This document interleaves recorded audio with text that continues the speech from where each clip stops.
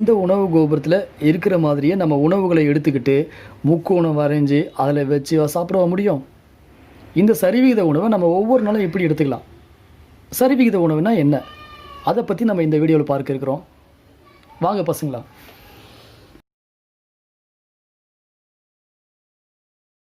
பசங்களா, உங்கள் எல்லாரையும் சின்ன சேனலுக்கு வரவேற்கிறேன். இந்த வீடியோவில் நம்ம பார்க்க இருக்கக்கூடிய பாடப்பகுதி என்னன்னு பார்த்தோம்னா சரிவிகித உணவு. இந்த வீடியோவை நம்ம முழுசாக பார்க்கறதுனால நம்ம எதை கற்றுக்க இருக்கிறோம் அப்படின்னாக்க சரிவிகித உணவின் முக்கியத்துவத்தை நம்ம தெரிஞ்சுக்க போகிறோம்.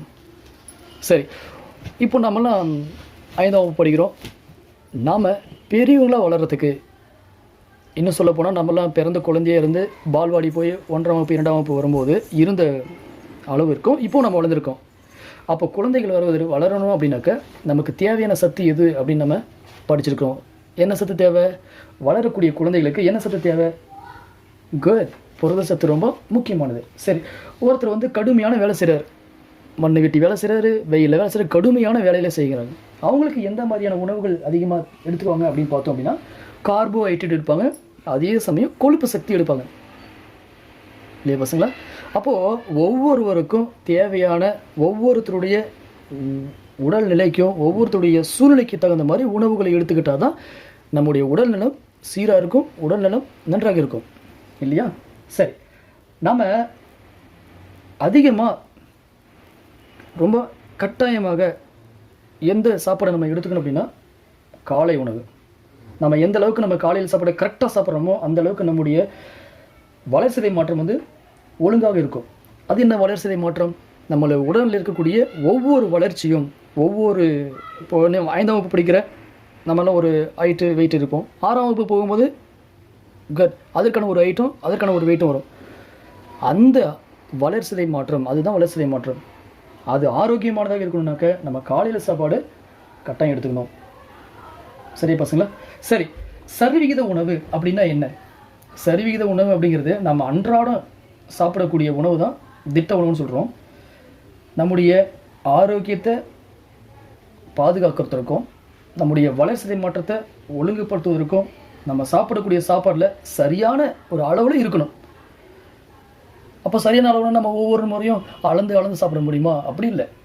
முடிந்த அளவிற்கு அனைத்து உணவுகளையும் சேர்த்து சாப்பிடணும். முடிந்த அளவிற்கு கிடைக்கக்கூடிய உணவுகளை நேரத்திற்கு சாப்பிடணும். அப்படிங்கிறது தான் இந்த சரிவிகித உணவுடைய ஒரு அடிப்படையான கருத்து. இதில் பருப்பு, நிலக்கடலை, முளைக்கட்டிய விதைகள், அப்புறம் பார்த்தோன்னா வாழைப்பழம், வெல்லம், பருவ காலங்களில் கிடைக்கக்கூடிய காய்கறிகள், பழங்கள், இந்த மாதிரி இருக்கக்கூடிய உணவுகளில் அதிக அளவுக்கு ஊட்டச்சத்து இருக்குது.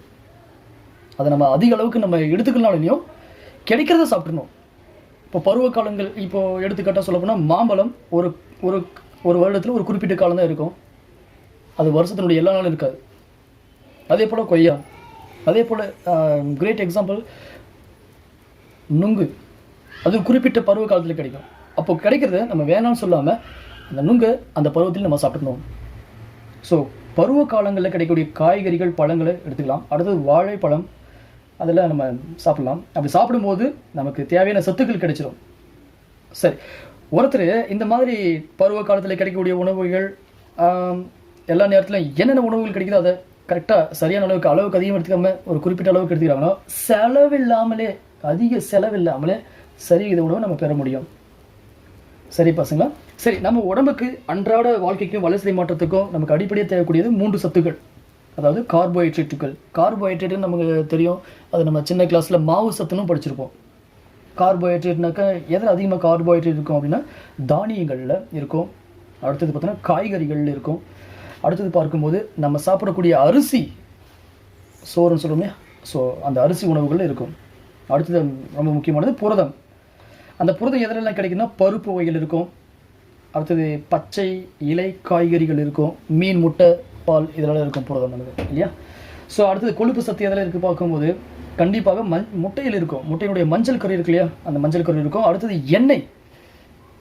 எண்ணெய் பொருட்களில் அந்த கொழுப்பு சத்து இருக்கும். அதற்கு அடுத்தபடியாக இறைச்சி, ஆட்டுக்கறி, கோழிக்கறி நம்ம சொல்கிறோம் இல்லையா, ஸோ அந்த இறைச்சியில் கொழுப்பு சத்து இருக்குது. இது எல்லாம் நம்ம கிடைக்கும் போதெல்லாம் சாப்பிடலாம். ஒரு சின்ன கிளாஸில் இதுக்கு முன்னாடி கிளாஸில் நம்ம பார்த்துருப்போம், ஒரு உணவு கோபுரம் அப்படின்னு நம்ம முக்கோணத்தை பார்த்துருப்போம். அந்த உணவு கோபுரத்துடைய உச்சியில் கொழுப்பு சக்திகள் எவ்வளவு, அந்த முக்கோணத்தினுடைய கூர்முனை எவ்வளோ இருக்கும், அந்த அளவு மிக சிறிய அளவு எடுத்துக்கணும். இப்போ பால், மீன், முட்டையெல்லாம் எவ்வளோ எடுத்துக்கலாம்னா அதை விட அதற்கு அடுத்தபடியாக அதிகமாக எடுத்துக்கொள்வது காய்கறி, பழங்கள் தான். அதிக அடுத்தபடியாக எடுத்துக்கூடியது தானியங்கள், அதாவது அரிசி உணவுகள், அதாவது கார்போஹைட்ரேட்னு நம்ம சொல்லலாம். ஸோ தானியங்கள் இஸ் நத்திங் பட் கார்போஹைட்ரேட், மாவு சத்துன்னு சொல்லலாம். ஸோ ஒருவர் வளர்சிதை மாற்றத்தை ஆரோக்கியமாக இருக்கிறதுக்கும், ஒருவர் தன்னுடைய உடல்நலத்தை ஆரோக்கியமாக வச்சுருக்கோம் அப்படின்னாக்க அளவுக்கு அதிகமான அப்படி இல்லாமல் அளவோடு கார்போஹைட்ரேட் மாவு சத்து பொருட்களையும், அடுத்தது காய்கறிகள், பழங்கள் அதிகமாக எடுத்துக்கணும். மிக குறைந்த அளவுக்கு மீன், முட்டை, கொழுப்புகளெல்லாம் பார்த்தா மிக குறைந்த அளவுக்கு எடுத்துக்கலாம். சரி பசங்களா? ஸோ இயற்கையிலே கிடைக்கக்கூடிய பொன்னாங்கண்ணி கீரை, பசலைக்கீரை இதெல்லாம் பார்த்தீங்கன்னாக்கா ரொம்பவே தாது உப்புகள் அதிகமாக இருக்கும், வைட்டமின்கள் அதிகமாக இருக்கும், நார் சத்தும் அதிகமாக இருக்கும். இது எல்லா காலத்திலையும் கிடைக்கும். இந்த 2 கீரைகளும் ரொம்ப நமக்கு உடல்நலத்தை பாதுகாக்கக்கூடிய கீரைகள் நம்ம சொல்லலாம். விலை மலிவான அதிக ஊட்டச்சத்துக்கள் கொண்ட கீரைகள் நம்ம சொல்லலாம். சரி பசங்களா, இப்போ நம்ம பாடப்பகுதியை வரியாக படிக்கலாம் வாங்க பசங்களா. உணவு கோபுரம்.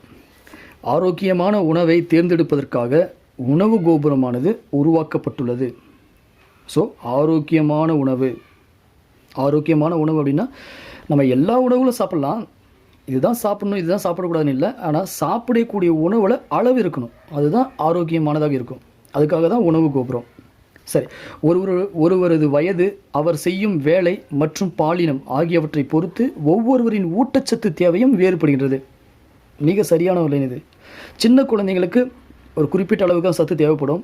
இதே கடுமையான வேலை செய்யக்கூடிய நபர்கள், வளர்ந்தவர்கள், அவங்களுக்கெல்லாம் அதிகமான சத்து தேவைப்படும்.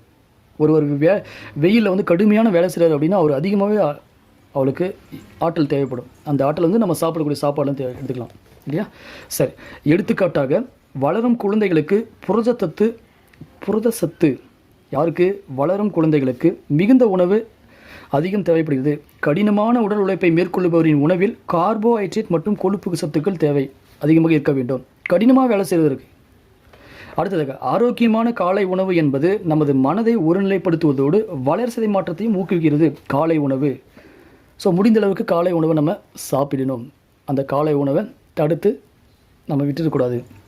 ஒரு 3 வேளை சாப்பிட்றோம் அப்படின்னா அந்த 3 வேளை சாப்பாடில் மிக முக்கிய உணவை நம்ம காலை உணவு சொல்லலாம். சரி, ஏன் அந்த காலை உணவு மிக முக்கிய உணவுன்னு சொல்கிறது நம்ம மேல் கிளாஸில் நம்ம பின்னாடி வகுப்பில் நம்ம படிக்க இருக்கிறோம். சரி, இப்போ அடுத்து நம்ம போகலாம். சரிவிகித உணவு. நாம் அன்றாடம் உண்ணும் உணவு திட்ட உணவு என்று எனப்படுகிறது. நமது உடல் வளர்ச்சிக்கும் ஆரோக்கியத்தை பேணுவதற்கும் தேவையான அனைத்து வித ஊட்டச்சத்துக்களையும் திட்ட உணவு சரியான விகிதத்தில் கொண்டிருக்க வேண்டும். அதாவது நம்முடைய வளர்ச்சிக்கும் நம்முடைய ஆரோக்கியத்தை பேணுவதற்கும் தேவையான அனைத்து வித ஊட்டச்சத்துக்களும் சரியான விதத்தில் இருக்கணும். இந்த திட்ட உணவே சரிவிகித உணவு என்கிறோம். ஸோ பருப்பு வகைகள், நிலக்கடலை, சோயாபீன்ஸ், முளைக்கட்டிய விதைகள், புளிக்க வைக்கப்பட்ட உணவு வகைகள், வாழைப்பழம், வெல்லம், பருவகால காய்கறிகள் மற்றும் பழங்கள் ஆகியவை நமக்கு தேவையான ஊட்டச்சத்துக்களை அதிக அளவில் தருகின்றன. ஸோ நமக்கு தேவையான ஊட்டச்சத்துக்கள் அதிக தருகிறது. எனவே அதிக செலவின்றி ஒருவர் தனக்கு தேவையான சரிவித உணவை பெற முடியும். கீழே அட்டவணையில் ஒரு சில முக்கிய உணவுப் பொருளின் பெயர்கள் தரப்பட்டுள்ளன. ஸோ நம்ம சின்ன கிளாஸில் படிச்சிருக்கோம் கார்போஹைட்ரேட்டுகள், அது மாவு சத்துன்னு. அந்த கார்போஹைட்ரேட் எதாவது அதிகமாக இருக்குனாக்க தேன், கரும்பு, பழங்கள், முழு தானியங்கள், காய்கறிகள், அரிசி, இதில் வந்து கார்போஹைட்ரேட் இருக்குது. அடுத்தது புரதத்தம் எதாவது இருக்குன்னா வெடிக்கனி, லெக்யூம்ஸ், அது பருப்பு வகைகள், காய்ந்த பருப்பு, சோயாபீன்ஸ், பச்சை இலை காய்கறிகள், மீன், முட்டைப்பால், இதெல்லாம் வந்து புரதசத்து இருக்குது. கொழுப்பு, முட்டையின் மஞ்சள் கரு, நிறைவுற்ற எண்ணெய், இறைச்சி, இதெல்லாம் வந்து கொழுப்பு சத்தானது இருக்கிறது. சரி, அந்த உணவு கோபுரம் எப்படி இருக்கும் என்னங்கிறத இப்போ பார்க்கலாம். இந்த பக்கத்தில் பார்க்கும்போது உணவு கோபுரம் இந்த உணவு கோபுரத்துடைய முக்கோண வடிவில் இருக்குது இல்லையா? இந்த முக்கோண வடிவில் இந்த உச்சியில் சிறிய இடத்துல கொழுப்பு, எண்ணெய், உப்பு, சர்க்கரை, இந்த 4ம் மிக சிறிய இடம் தான் இருக்குது, மிக சிறிய அளவு தான் இருக்குது.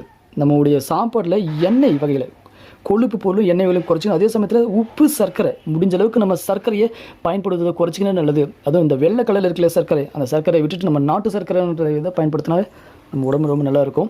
அடுத்தது பால், இறைச்சி, மீன், முட்டை, அந்த கொழுப்பு எண்ணெய்க்கு அடுத்து அதிகப்படியாக இந்த அளவுக்கு நம்ம எடுத்துக்கலாம் இல்லையா? அதற்கு அடுத்தது காய்கறிகளும் பழங்களும் நம்ம குடிக்கக்கூடிய பால், இறைச்சி, மீன், முட்டையை விட அளவுக்கு அதிகமாக எடுத்துக்கலாம். ஏறக்குறைய நம்ம சாப்பிடக்கூடிய சோறு அதுக்கு இணையாக நம்ம எடுத்துக்கலாம். காய்கறிகளையும் பழங்களையும், இந்த காய்கறிகளில் தான் இந்த கீரைகளும் வந்துடும். வெறும் காய்கறிகள்லாம் வெஜிடபிள்ஸ் மட்டும் இல்லை, ஸோ க்ரீன்ஸும் இதுலேயும் வந்து சேர்ந்துடும். பழங்கள். அடுத்தது தானியங்கள். தானியங்களில் வெறும் நம்ம சாதம் மட்டும் இதில் தானியம் கிடையாது. தானியங்களில் வெவ்வேறு வகையான கொட்டை வகைகள், பயிறு வகைகள், அரிசி உணவு வகைகள், கேழ்வரகு, ஸோ நிறைய இருக்குது. கம்பு, சோளம், கேழ்வரகு, பச்சை பயிறு, கொண்டைக்கடலை, மூக்கடலை, நிறைய இருக்குது. ஸோ இந்த உணவுகளை நம்ம தானியங்கள் எடுத்துக்கலாம். ஒரு முக்கோணத்தினுடைய அடிப்பகுதி பாருங்கள் எவ்வளவு அளவுக்கு அதிகமாக இருக்குது. இது போன்ற அளவுகள் தானியங்கள், அதாவது தானியங்கள் இஸ் நத்திங் பட் கார்போஹைட்ரேட் நம்ம படித்தோம் இல்லையா. ஸோ அந்த அளவுக்கு அதிகம் எடுத்துக்கிட்டு அதுக்கு அடுத்ததாக காய்கறிகளையும் பழங்களையும் ஈக்குவல் எடுத்துக்கணும். ஸோ மிக குறைந்த அளவிற்கு கொழுப்பு, எண்ணெய், உப்பு, சர்க்கரை இந்த 4ஐயும் ரொம்ப குறைவான அளவுக்கு நம்ம எடுத்துக்கணும்.